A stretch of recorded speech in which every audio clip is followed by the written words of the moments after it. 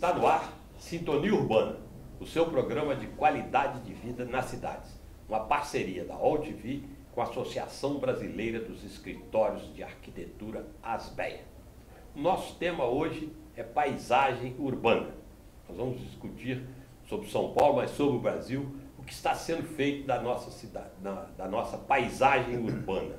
E como, há dias, a Câmara dos Vereadores de São Paulo aprovou algumas modificações na Lei da Cidade Limpa, que é uma coisa que fez muito sucesso na cidade quando foi lançada, inclusive na época ajudou a melhorar a imagem do prefeito de então, Gilberto Kassab. Nós vamos começar falando da Cidade Limpa e depois vamos falar de outras coisas, mobiliário urbano, as questões de vegetação e tal. E os meus convidados de hoje são o arquiteto Rogério Battagnesi, que é da ASBEA, e o também arquiteto Vicente Gil, que é professor da FAU. Ambos representam as instituições deles na CPPU, Comissão de Proteção à Paisagem Urbana.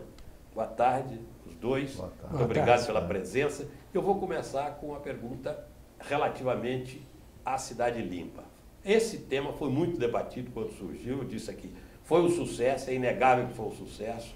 A população, na maioria, aprovou, agora está havendo modificações, sempre tivemos algumas críticas, muitos dos setores que se sentiram mais prejudicados, que é o pessoal que faz propaganda, que quer fazer propaganda, mas de um modo geral, eu ainda admito que a população gostou da coisa. Eu pergunto a vocês, começo com você, Rogério, qual a sua avaliação do Cidade Limpa, desde o seu nascimento até agora? O sucesso é inegável, mas é o ideal, precisa ser mudado? E depois essa pergunta também para o professor Vicente.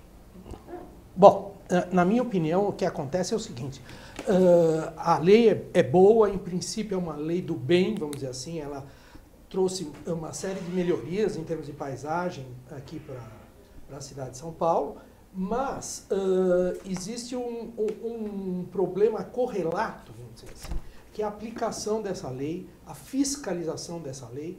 E essa lei também, ela não pode virar uma caça às bruxas de qualquer tipo de intervenção. O que eu estou querendo dizer com isso? Quando você restringe muito a publicidade, vamos dizer, no meio urbano, muitas vezes você está prejudicando principalmente o pequeno comerciante de rua.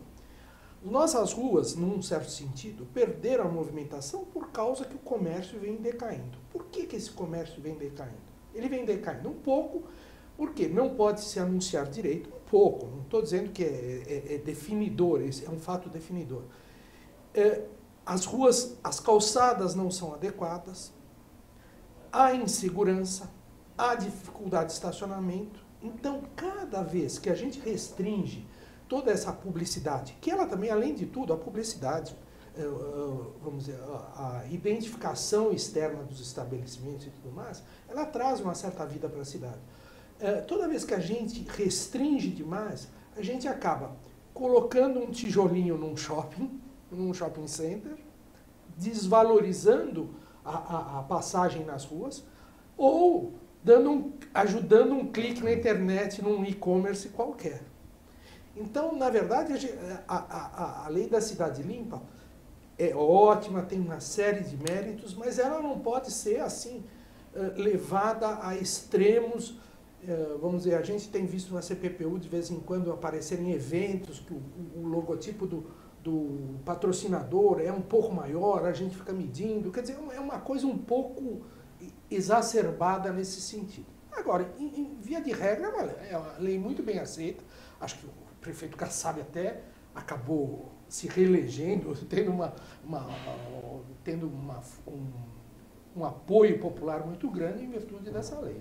Eu, antes da resposta do Vicente, eu quero contestar, pelo menos fazer uma contestaçãozinha. Claro. Você vai voltar ao que era antigamente?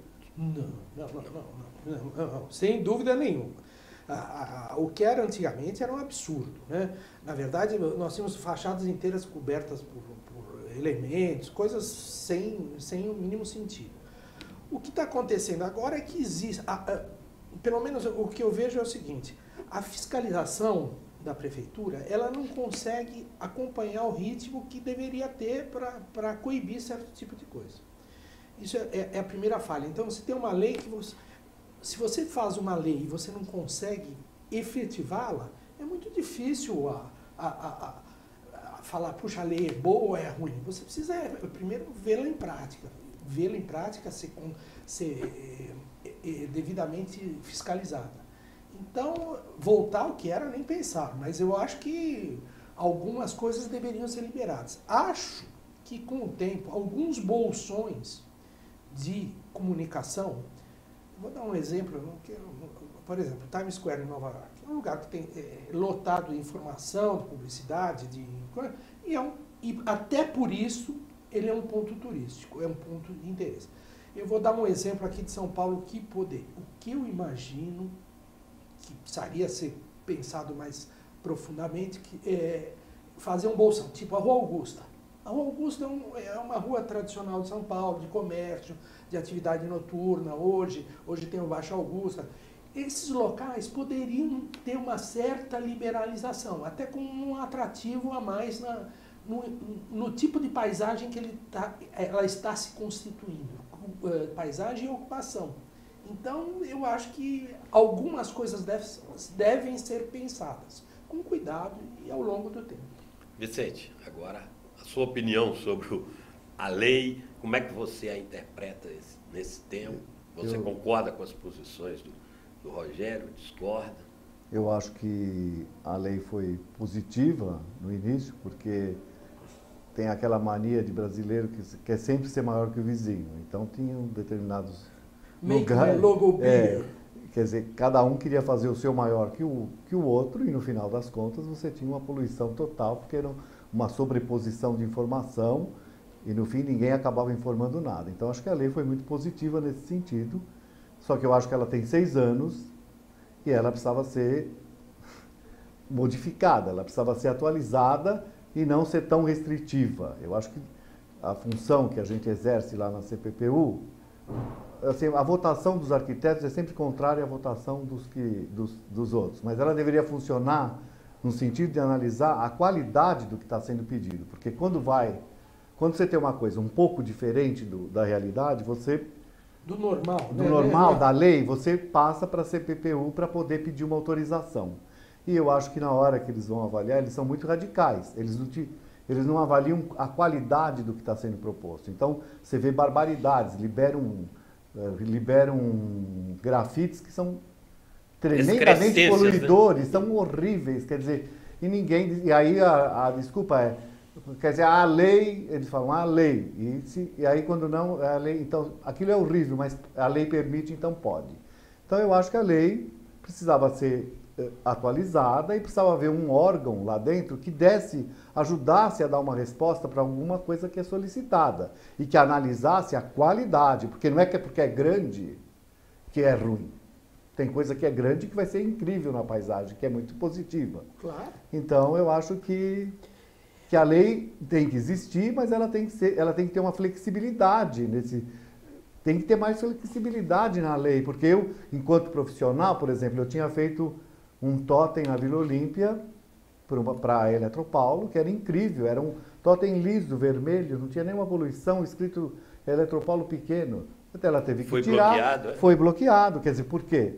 Mas aí o totem não estava atrapalhando nada na paisagem, pelo contrário, era bonito, quer dizer, e a lei, pumba, cortou. Então, eu acho que a lei tem que existir, eu acho que ela tem que ser revista, e se o prefeito novo quiser alguma coisa de positivo sobre essa lei, ele vai ter que,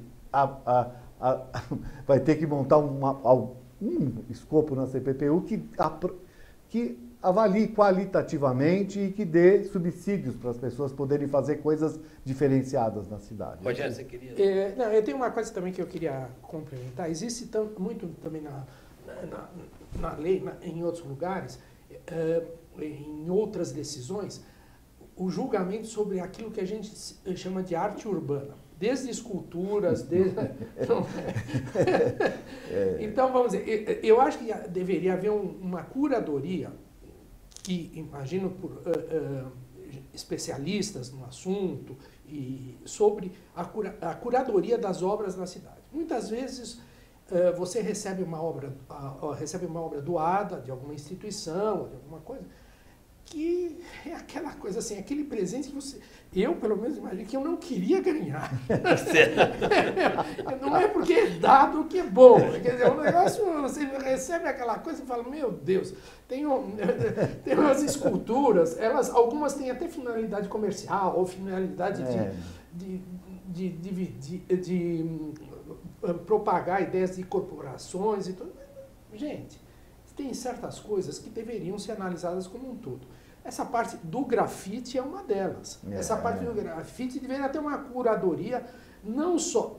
Existe já uma certa sobreposição de grafites em geral. Então você começa... Vira uma galeria de grafites. A rua vira uma galeria de grafites. Todos os grafites são bons? Alguns são bons, alguns são muito interessantes. Alguns não são. Quando você fala de grafite, por exemplo, se a gente chamar... nós temos... O grafite, temos o grafite assinatura de gangue, né? Que é aquele que, por exemplo, você sobe a rua Teodoro Sampaio à noite. Não, pelo menos, ultimamente não tenho subido, mas você sobe a rua Teodoro Sampaio à noite. As lojas estão fechadas, está tudo fechadinho. Todos os imóveis estão grafitados com assinatura de nhonhô, né? Sei lá o quê. Pichados. Pichados. Isso não é grafite, isso é pichação. Você tem toda a razão. E pichados. Isso tudo, um beneplácito, num certo sentido, das autoridades. Aí tem que haver uma fiscalização efetiva. Todos os imóveis, eu não estou falando de 90%, estou falando de 100% dos imóveis. Todas as portas enroladas. É horroroso aquilo lá, não tem nada a ver, você não entende o que é, se aquilo é um signo gráfico que é de uma gangue, o que significa aquilo. Você não entende o significado, não tem valor estético nenhum, no meu entender. No conjunto é uma aberração, então... Mas existem pessoas que valorizam internacionalmente. Porque não fazem lá, né? Porque você vai ver o grafite que é feito em Paris, é o grafite de qualidade. Aí vem aqui rabisca e eles acham bonito, porque é o fim do mundo, então... É isso aí. Agora, Vicente, eu vou ficar com você mesmo, que a gente falou que vai falar de paisagem urbana. Como nós estamos em São Paulo, mas eu acho que vale para as grandes cidades brasileiras, o que eu vou perguntar, porque as cidades não são muito diferentes, né? Qual você qualificaria, olhando São Paulo, como o principal problema da paisagem urbana paulista? Qual a sua principal aberração? Bom, uma das principais, porque eu moro no centro da cidade, então é a quantidade de gente jogada pela rua. Para mim, essa paisagem social, vai. Isso é degradante em todos os sentidos. Essa coisa da pichação eu acho tremendamente impossível. Quer dizer, eu moro numa praça e não posso passear na praça. Quer dizer, por mais que a praça tenha sido tentada restaurar, etc., eu não tenho condição de ficar na praça, porque eu poderia passear, ser agradável, mas não é. Então eu acho que a quantidade de gente jogada na rua, e você não tem como coibir, porque você liga para a prefeitura, eu chamei a polícia ia me levar preso, porque estava um monte de gente fazendo uma algazarra na frente de casa. Então, eu acho que isso é muito grave. Eu acho que tem as calçadas, que é de pedra portuguesa ali no centro da cidade, que eles vêm com gás, vem aquela, destrói, quando vão refazer, estragou tudo aquele piso, né? Você não consegue andar na calçada. Minha mulher tem dificuldade, ela não consegue nem caminhar pela calçada. Então, isso tudo faz parte da paisagem. Sim, né? Então, certo, claro. Agora, eu acho que a própria manutenção dos edifícios não é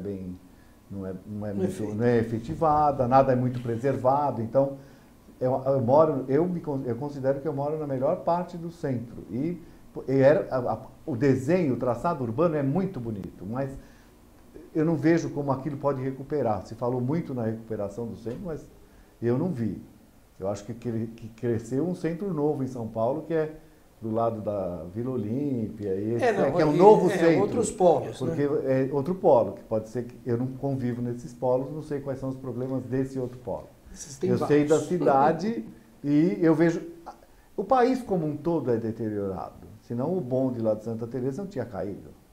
Despencar um bonde. Então, E eu fui para o Rio essa semana, também achei tudo muito deteriorado. Achei que o centro da cidade, eu pensei que lá fosse melhor, mas não achei que tinha muita diferença do centro de São Paulo. Porque acho que é uma decadência geral.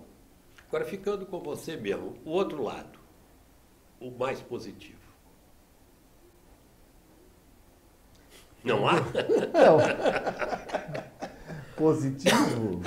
Nessa paisagem urbana que a gente está vivendo hoje. Não, eu, por exemplo, eu acho que no centro onde eu estou, pelo menos existe uma preservação da vegetação. Acho que a vegetação ali compõe muito bem, né? Ela ajuda a fazer com que aquela área fique preservada, mas isso não é um todo, é na parte que eu vivo.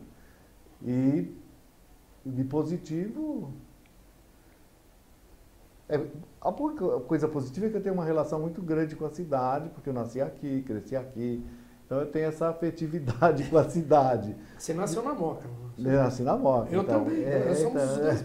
Então, não tenho...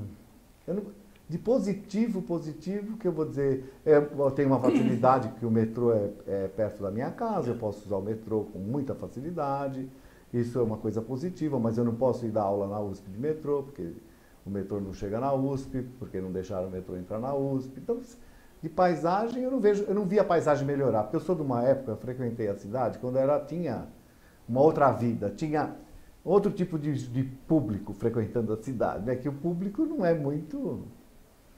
Mudou muito, né?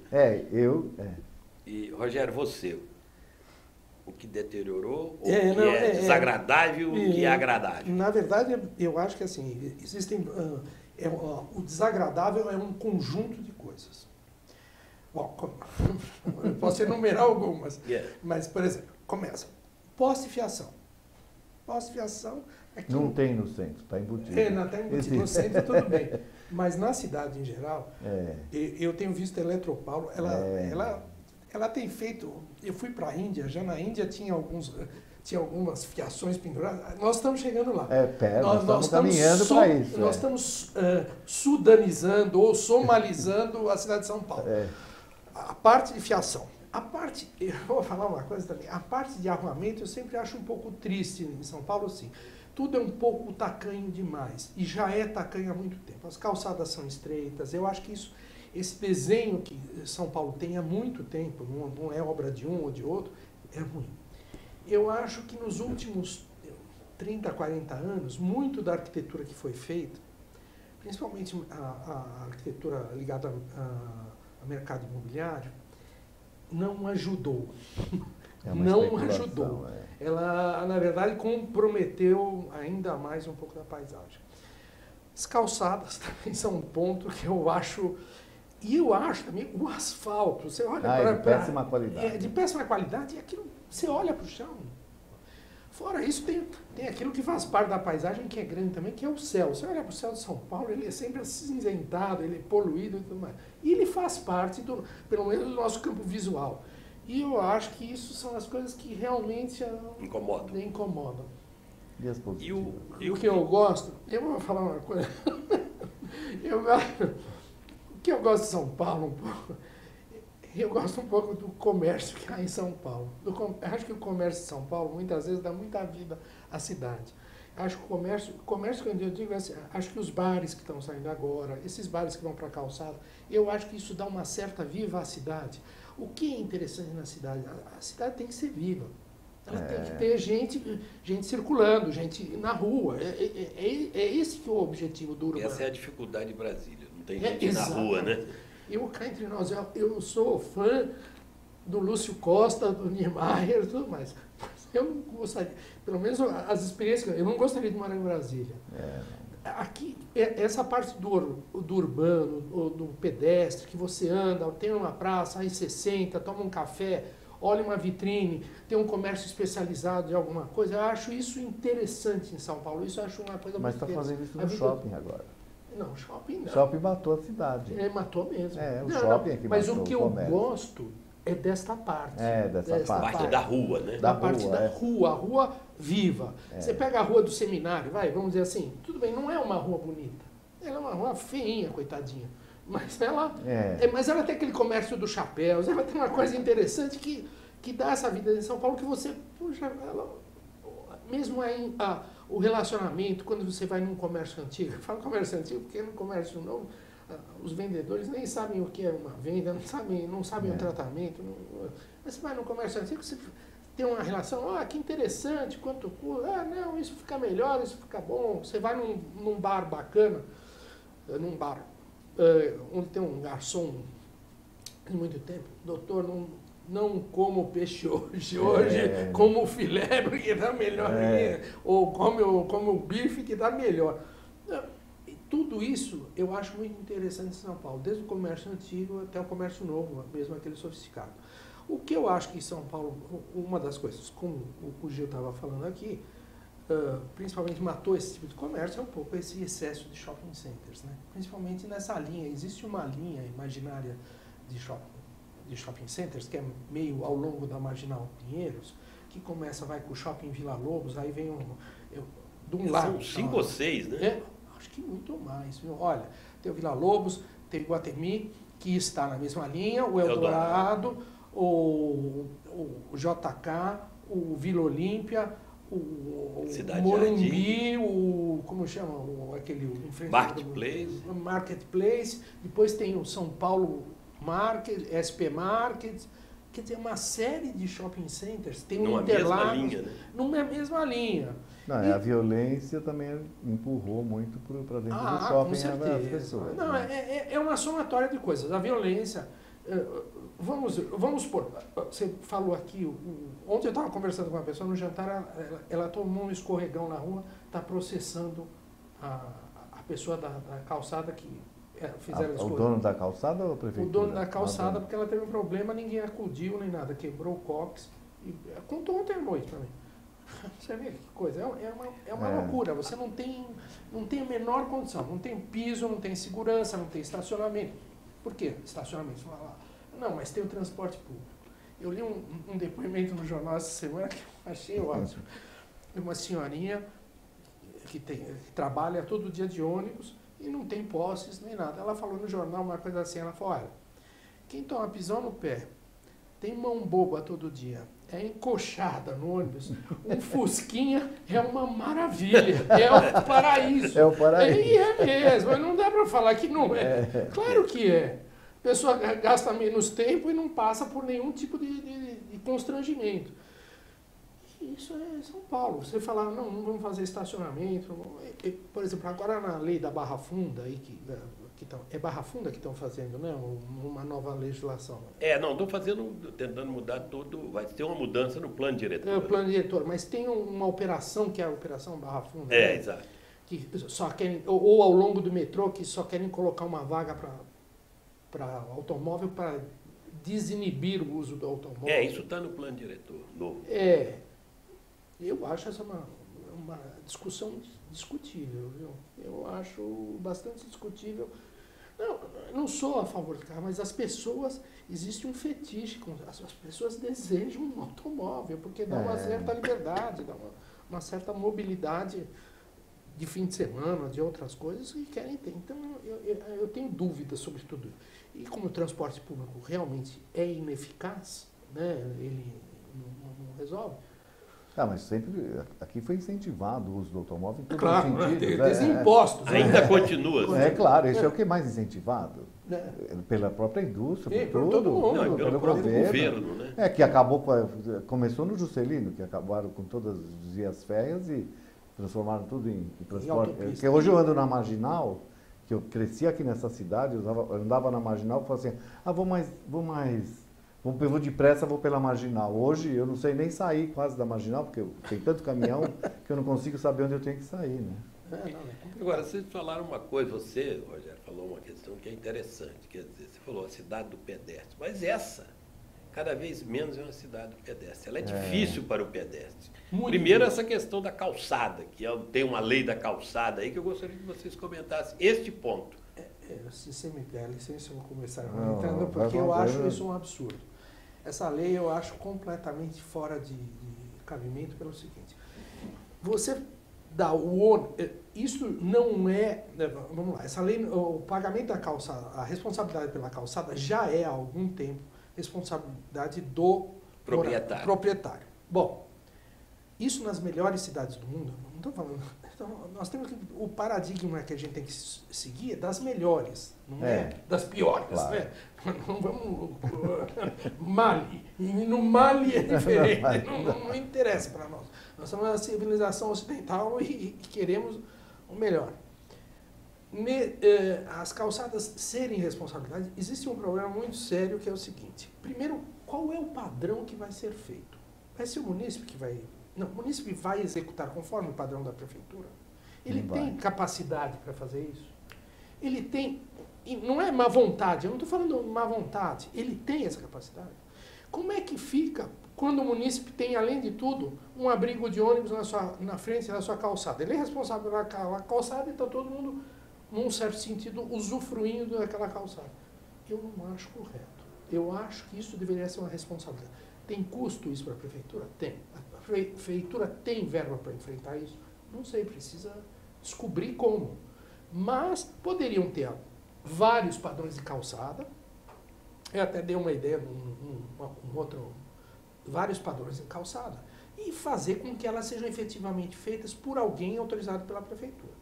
Se você pegar uma rua em declive, uma rua em aclive, se você deixar num munícipe, fica aqueles degraus de 50 centímetros. Um outro de 10. Não dá. Tem até uma certa engenharia ali. Não é para deixar o laissez-faire, não é fácil e tudo mais. Ou mesmo dar um padrão e quem vai gerir esse padrão de qualidade? Se a prefeitura não consegue fiscalizar a lei da cidade limpa, que é a mais visível de todas, imagina as calçadas. Eu tinha feito uma proposta que eu acho que pode ser interessante para isso aqui, que quem usa as calçadas o tempo todo, o maior usuário profissional de calçada hoje em São Paulo, chama-se carteiro. O carteiro. Carteiro é um cara que usa a calçada. Depende dela para não se estropiar, para andar, para prestar seu serviço. Em geral, nosso escritório é num imóvel tipo residencial. A gente tem contato com carteira há muitos anos e tudo mais. Os vários que passaram por lá. Eu sempre achei, primeiro, educadíssimos, muito bem treinados e tudo mais. Eles fiscalizarem, ajudarem, olha, essa calçada não está boa, precisa mandar refazer, seria um serviço extra para eles, mas seria uma medida que eu acho sanadora de certos problemas. Agora, empurrar isso para o município, depois ainda cobrar uma multa que é cara por alinhamento. A prefeitura cuida das calçadas, por exemplo, vamos dizer, agora mesmo vindo aqui na Hélio Pellegrino, a calçada do meio, né, da rua. Da rua, sei. Nada. Quem é a responsabilidade dela em frente à praça não cuida. E vai exigir que os outros cuidam sob a pena de ser multado. Quer dizer, ou pagar no IPTU. Além do mais, esse assunto das calçadas. Além do mais, você pega a periferia. A pessoa não tem dinheiro nem para fazer o acabamento direito do imóvel. Vai fazer a calçada, mais um ônus para essa pessoa. Esse ônus, eu acho que é um ônus coletivo da cidade. Mas a gente já é responsável pelas calçadas. Como? Você faz a sua calçada normalmente. É isso, quem é o dono do imóvel. Mas isso o dono do imóvel deve... faz, de qualquer forma. Faz. Agora eles querem pôr um padrão. Eles deveriam colocar um ou mais padrões, só que o que acontece é o seguinte, quem garante a qualidade da execução desses padrões, entendeu? Como é que... Porque é rua em declive, aclive. É muito difícil. É muito difícil. Já é difícil um técnico acertar direito aquilo ali. Você deixa, nós vamos ter escadarias. São Paulo tem uma topografia bastante acidentada, tem uma série de problemas. Regiões, então, não dá. Quem também não vai gostar são os ciclistas, porque os ciclistas hoje, quando eles pegam uma rua movimentada, eles andam na calçada, que é um... No centro eles andam na calçada. Na calçada. Isso e ainda com aquela arrogância, estou fazendo bem para a humanidade, que eu não estou queimando combustível. Mas a parte legal e tudo mais, assim, vamos dizer, seguir uma legislação, parar em sinal vermelho, não entrar na contramão, isso não existe. Eu não queimo carbono, então eu sou... E você? Eu estou isento. Sua opinião sobre isso? A cidade para o pedestre. A cidade para o pedestre era uma cidade antiga. Na época que eu era jovem, a cidade era... O centro era... A gente, apesar de terem feito aqueles calçadões, tudo aquilo, eu acho que existe um... Eu ouvi recentemente que existe uma campanha de tirar o automóvel do centro da cidade por meio de incentivar o uso do transporte coletivo.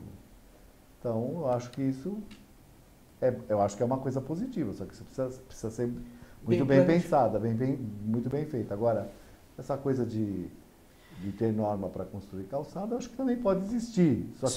Só que precisa ser fiscalizado, precisa ter um mecanismo efetivo de fiscalização. Porque eu acho que nem na construção tem um mecanismo efetivo de fiscalização. O arquiteto faz o projeto e faz um projeto específico à prefeitura, que nem sempre é o mesmo projeto que ele executa. Então,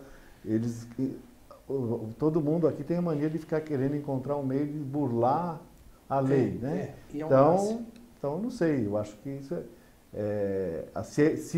se tiver, eu acho que é muito mais ter uma fiscalização efetiva e para cumprir isso, ou a prefeitura mesmo executar. Eu acho que a prefeitura deveria executar. E você acha que quem devia pagar seriam Não, isso deveria ser diluído no IPTU de todos, na minha opinião. Porque o IPTU também vai mudar agora. Vai mudar, não, vai encarecer. Na verdade, é muito... Desculpe interromper aqui, mas o IPTU, esse aumento do imposto, isso que é uma coisa que a prefeitura, o prefeito também...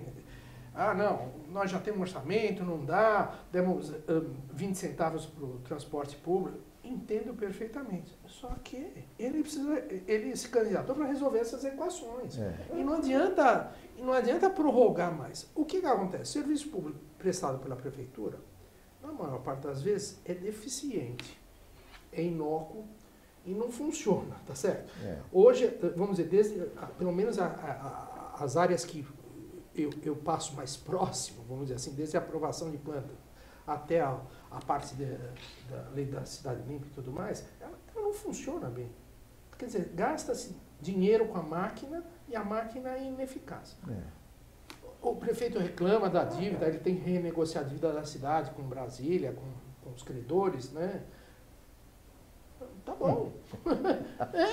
Mas essa é a sua função. E você tem que fazer isso do melhor jeito possível. E se você tem custos muito altos, você tem que cortá-los. Não sei como. Cortar os custos e melhorar os serviços. É difícil? É claro que é difícil. Mas para isso que ele foi eleito. E não adianta falar, não, isso já vem. Não. Alguém tem que fazer. Nesse sentido, o Kassab fez uma coisa, a lei da cidade limpa, voltando um pouco, a lei da cidade limpa foi uma lei super corajosa no momento. Ele acabou com uma indústria, praticamente, que é a indústria do outdoor e tudo mais. Havia uma pequena indústria que foi desmantelada.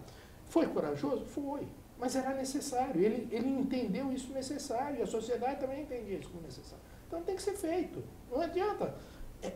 Há que fazer a coisa certa. Não adianta empurrar com a barriga. Olha, nós temos aqui uma pergunta de Uidira Barelli, nosso telespectador.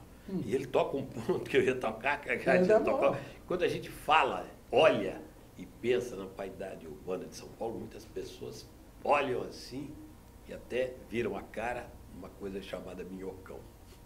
Então, a pergunta do Barelli é a seguinte: gostaria de saber sobre a iniciativa de transformar, é uma ideia que está circulando por aí, o Minhocão em parque linear urbano, como forma de revitalização do centro. Vai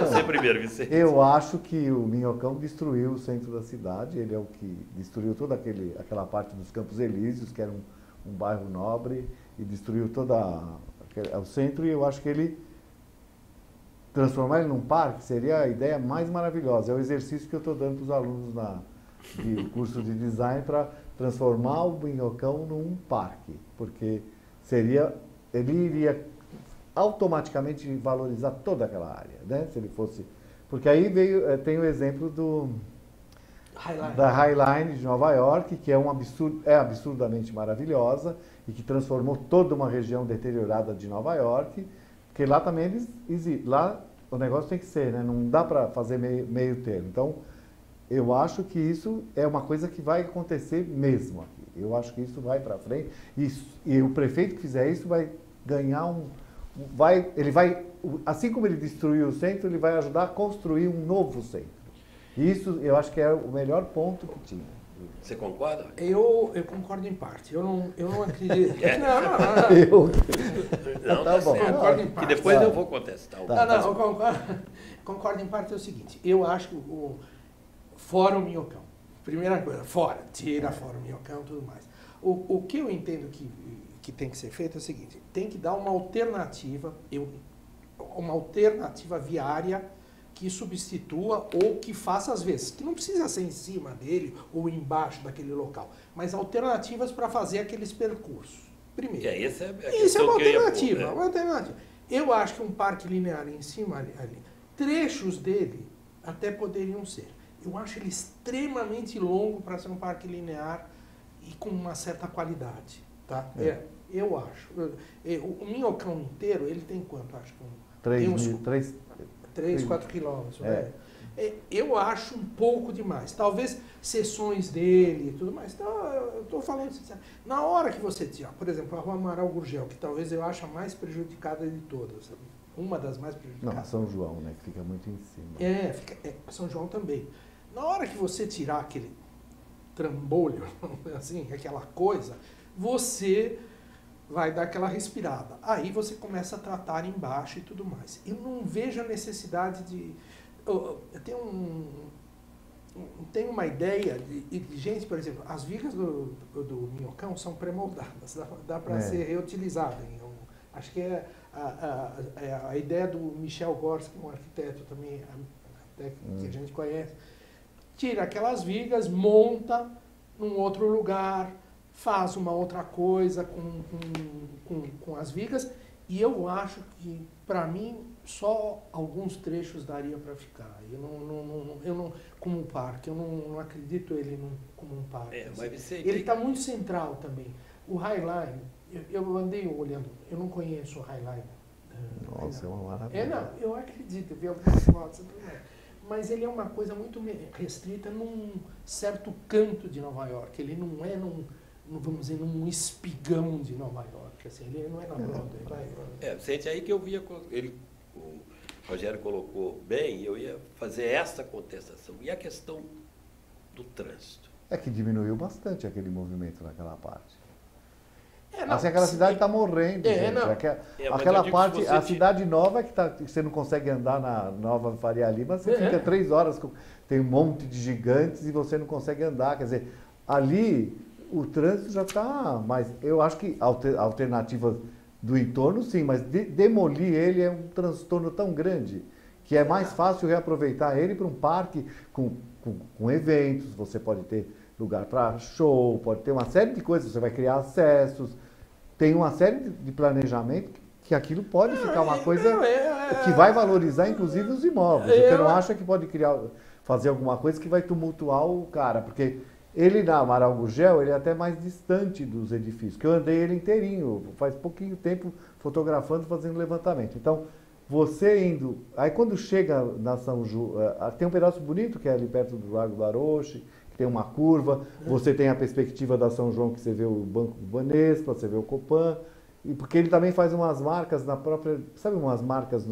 nas coisas de arquitetura da cidade, assim, que você poderia criar uns visuais, assim, para você olhar a própria cidade. Umas janelas, para você focalizar determinadas partes da paisagem. Eu acho que seria... Só vejo para o centro de São Paulo ficar bom, só vejo aquilo ser transformado num parque. Olha, o Barelli aqui, ele completa, né? Ele comenta o que vocês disseram e diz o seguinte: o Minhocão já é amplamente utilizado nos finais de semana e feriados pelos moradores do seu entorno. Então, eu acredito, ele diz, né, que essa transformação seria completamente aproveitada. Então, mas eles fazem até festas. Eu entendo isso. É que eu acho que na hora que você tirar a peça, o objeto, isto que acontece pode continuar acontecendo no térreo. Eu tenho um pouco de dúvida, é o seguinte, eventos, festas na tua janela, às vezes também todo dia. Eu também tenho, Também faço essa todo observação.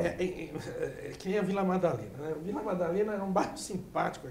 Eu morava lá, quando eram umas casinhas de fundo. De fundo, então, era uma coisa simpática. Virou um amontoado de... E não dá nem coragem de ir. Eu não tenho Você coragem olha de ir. para aquilo lá e fala, pelo amor de Deus, né? Não, me poupe disso aqui.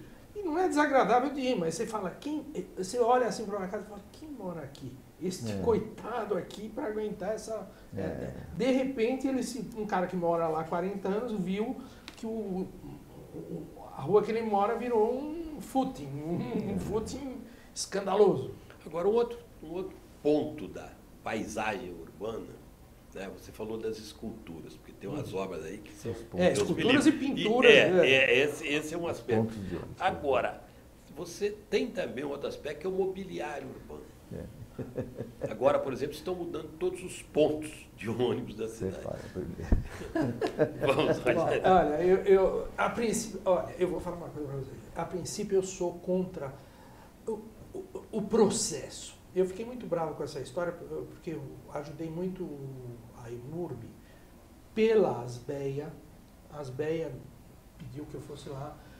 E a gente organizou um concurso para mobiliário urbano financiado por publicidade. Como são hoje as coisas. Então a gente montei todo o escopo do concurso, listei todas as peças, fizemos todas as peças que deveriam fazer parte, desde a parte de abrigo, de tudo mais.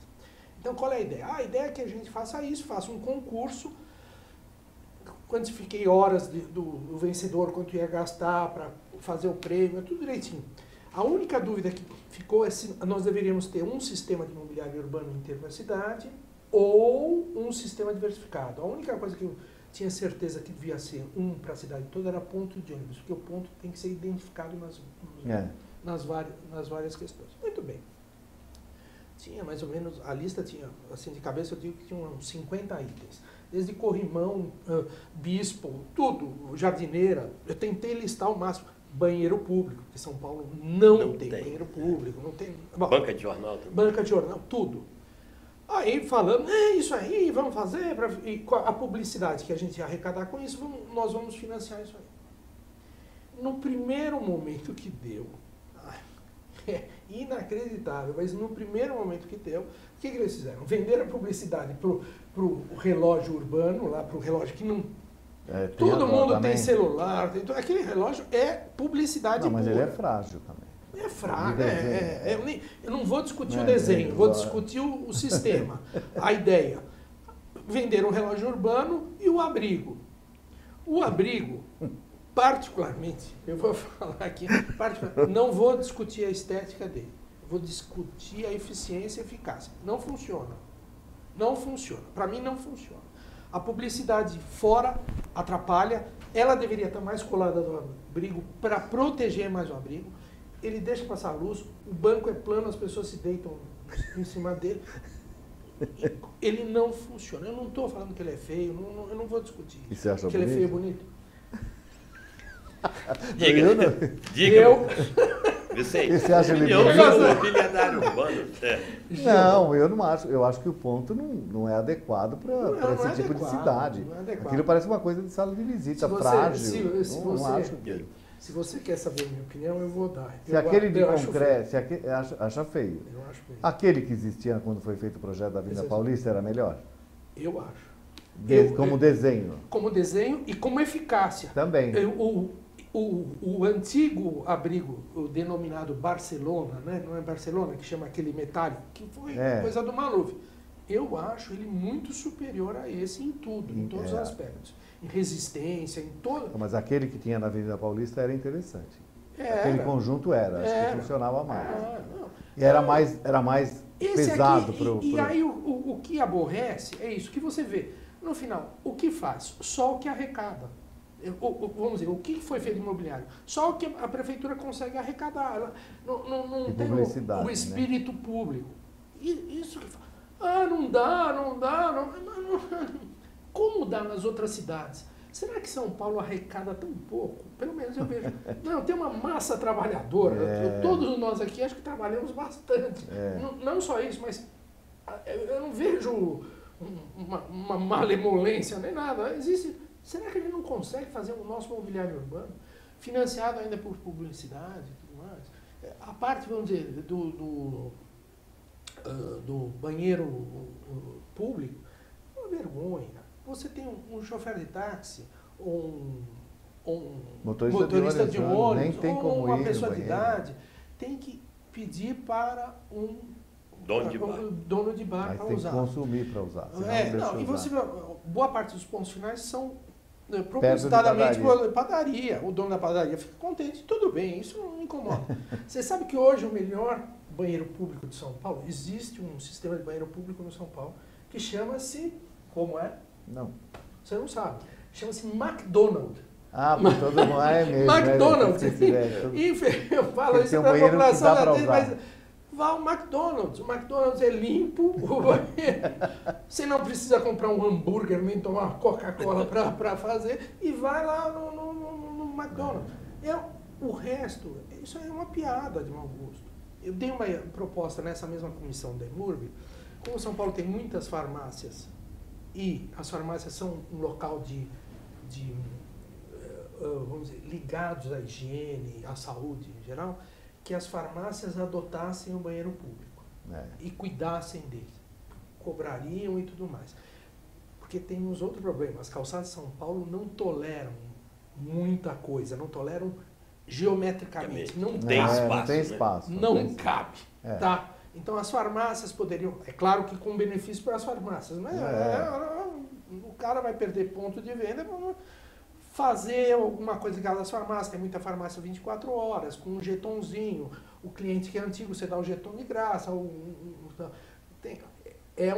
projeto de banheiro público para uma cidade como São Paulo é complicado? É sofisticado? Tem que ser. Porque tem que ser higienizado, tem uma série de quesitos que tem que ser atendidos. Então, mas não adianta empurrar com a barriga, tem que fazer. Esta é a nossa... Uma cidade como São Paulo não pode passar sem esse tipo de equipamento. E nós vamos aí. Gil, a bola está com você. É comigo, não? Sobre isso? De novo, não. Exatamente. Eu acho que esse mobiliário urbano não é coerente com o tipo de cidade que é uma cidade... É uma cidade pesada, coisa... Não dá para pôr coisa de vidro. Para mim, o vidro não é o material adequado para fazer um abrigo de ônibus. É de vidro. Então, então, cobertura. Então, e lateral também. E cobre. Bate o sol. Sim.